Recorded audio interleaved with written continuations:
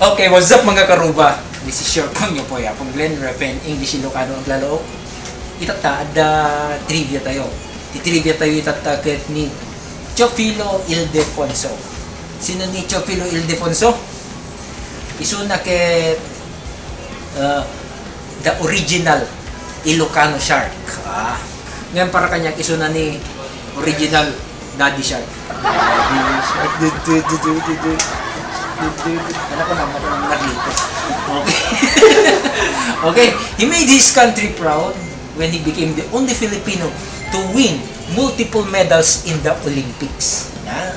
Isunat at Olympiad. Isunat ke taga Sitio Bayog, Barangay 4, Bimanga, Pidig, Ilocos Norte. He began swimming at the Gisit River. Gisit River po natata nangisit.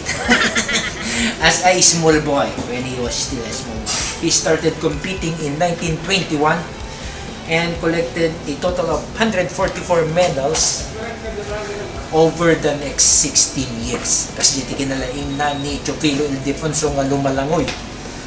Kita mo gat na 144 medals, hindi pala 1921. He is a 3-time Olympian. He won his first bronze medal in 200-meter breaststroke. Amo yun no breaststroke? Hanga dahil pinagigam ti breaststroke. Dahil nga ito nga ito. Bumatot ka sa ka, lumungaw, bumatot. Breaststroke. Alright. That was in 1928. Amsterdam Olympics. Di ba? His second medal came during 1932 Los Angeles, California, USA Olympics. Every 5 years namin ito Olympics is yung 1928, 1932, and then the third and final medal that he gathered was in 1936 Olympics held in Nazi Germany.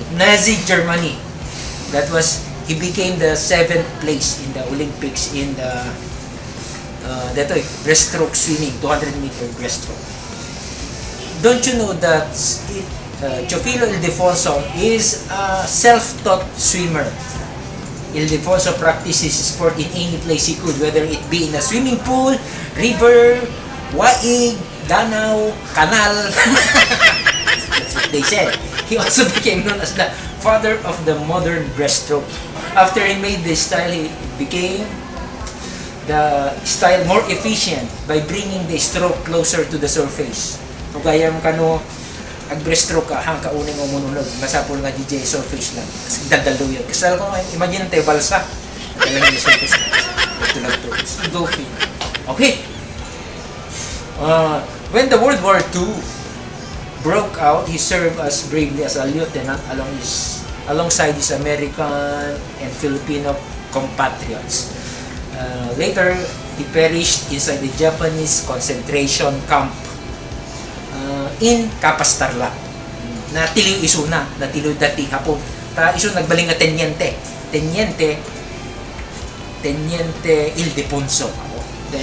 Ngam natiliw iso DJ Capas-Tarlac, kadwa na DJ grupo da, de batalyon na. It is reported that Japanese lieutenant and fan of Ildefonso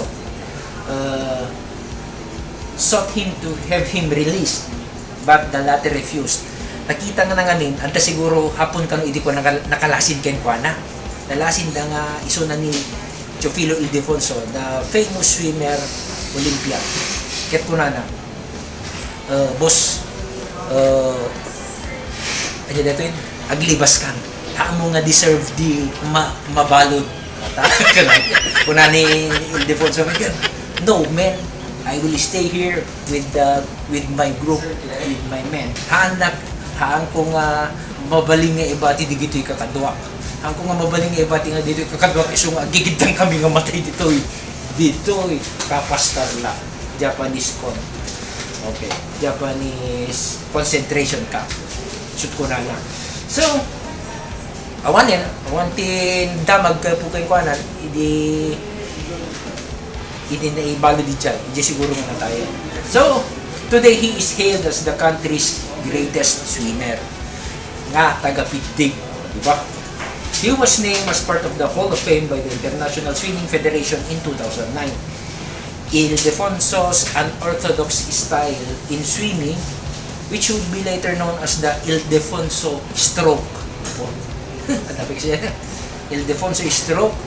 It has been adopted by the pint-size swimmers. Hindi kaya bababasit nga swimmers. Iso tinulad na DJ nga stroke na for competition. Kasi hindi kaya namin foreigner nga kalkalaban na natatayag na. DJ la stance na agad. Alis tulaan nga umadayuda at active to. Dahil nung dito ikat usaran na DJ style na para ka dito Asian. Mostly Asian. And mostly Japanese. Usaran na DJ. And today,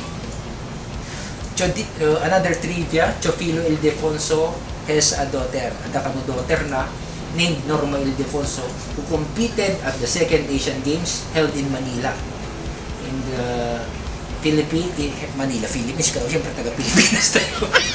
Held in Manila and won a silver medal in 100-meter butterfly event. Data ti trivia tayo tangal daw. Kung ni Teofilo Ildefonso na father of modern breaststroke. Basta makaisip mo. Okay, that's it. So, this is your Konyo Boy Apong Live. Kita ada na sa ada na adal yung kabasit. Yo, peace out. Ooh.